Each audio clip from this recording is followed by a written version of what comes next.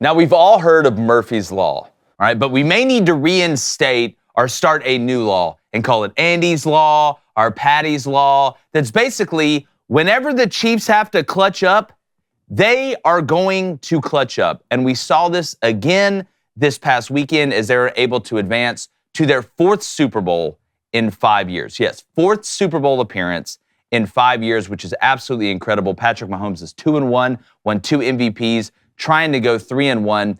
And everybody's going to be talking about this kind of renaissance we've seen offensively for Kansas City, and that's fantastic. Andy Reid is one of the greatest minds of all time offensively. We know how good Patrick is at quarterback and what he's done with this roster around him, which is just a little bit better on offense than the one they had last year. But I want to turn your attention to the reason why the Chiefs are making this run. It's defense. It's team balance. I'm about to throw some numbers at you.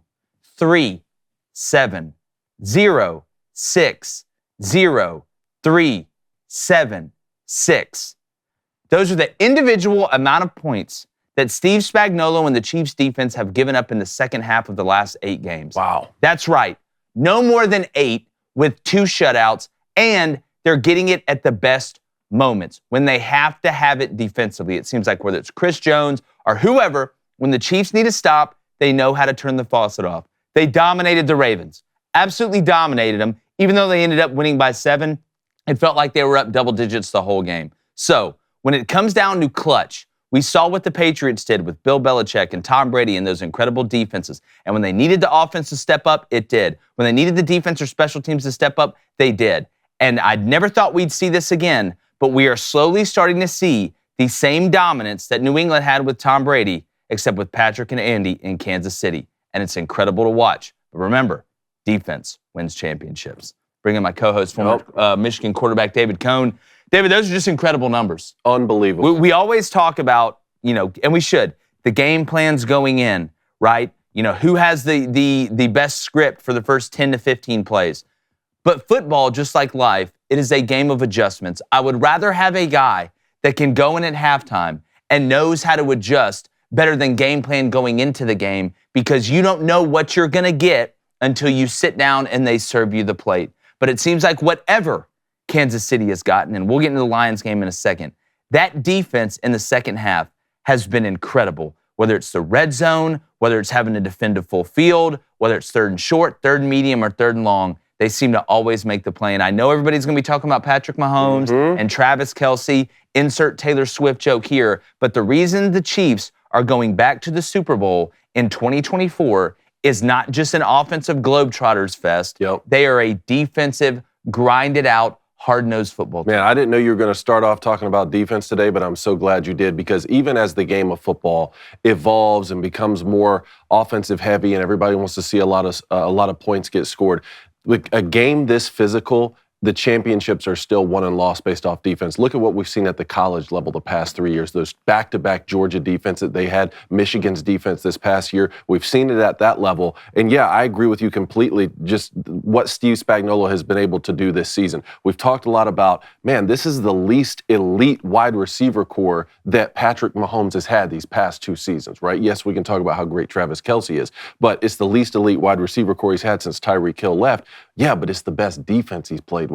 And that is proven to be just enough. I was going to go in a different direction, what I was going to talk about, which is the championship mentality. It's not that these championship teams like this with the Chiefs, who are our generation's dynasty, it's not that they're not trying hard in the regular season. And it's not that the other teams that they're beating here, when you look at the Bills or you look at the Dolphins, look at the Ravens, it's not that they're completely falling apart in the postseason. It's just that the margins are so small at this area of sports. When you're talking about championship, whether it be golf or tennis or football or baseball, whatever, the margins are so tight that it's that championship mentality. Guys who know in critical moments not to get the key penalties. They don't turn the football over late. That's really what sets them apart. And this trifecta of Patrick Mahomes, Travis Kelce, and Andy Reid, it's our generation's Bill Walsh, Joe Montana, and Jerry Rice. And you just saw Travis Kelce pass Jerry Rice in total catches in the postseason. We're witnessing something that's truly incredible. You add on to that the Steve Spagnuolo defense. It's just like they've looked unbeatable here in the playoffs when they looked very vulnerable down the stretch of the season.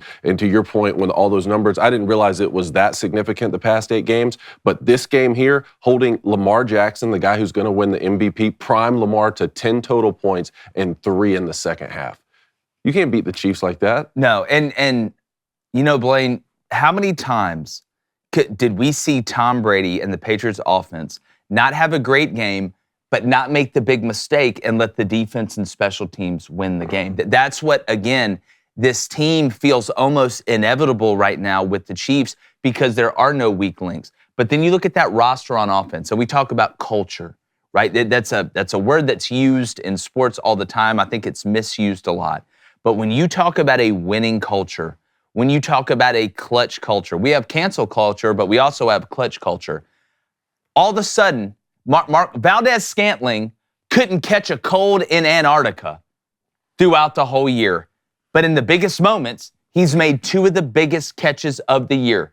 It seems like if Patrick Mahomes is running around, having to make a crazy play, finding Travis Kelce, just finding a way to elevate guys around him. Rashee Rice, a young guy, comes in and has made big plays. Isaiah Pacheco has come in and made big plays. But going back to the physicality point, the offensive line for the Chiefs, especially in the middle, being able to line up, whether it's against the Ravens, whether it's against the Bills, whether it's against Xerxes' army, they can line up and get it when they have to. It's just so amazing to me. And it's not just Patrick Mahomes, but the quarterback has a lot to do with it. How much he elevates everybody else's play around him. I mean, it's incredible to watch. Every time they need it, Patrick and them find a way. I think it says more about Andy Reid than anybody because, look, they're these are the type of team that you put them on the court, they can give it to you any way they want to, whether that's in the post, they can sit at 3. They're good at everything they do. There's always that guy, right? Whether it's in school, whether, I don't know, video games, who doesn't have to study for a test, can go in there and get an A, get a 28 on the ACT and never take it again. I feel like everything Andy Reid and Patrick Mahomes touch turns into gold. And they remind me of Tom Brady, Bill Belichick, and Rob Gronkowski. I mean, with Travis Kelce, Patrick Mahomes, and Andy Reid. And you go back and look at it, and the one thing I looked at in this game was going to dictate it because I did pick the Chiefs to win this game, other than Taylor Swift and the NFL being totally scripted. is that the Ravens ran the ball 16 times.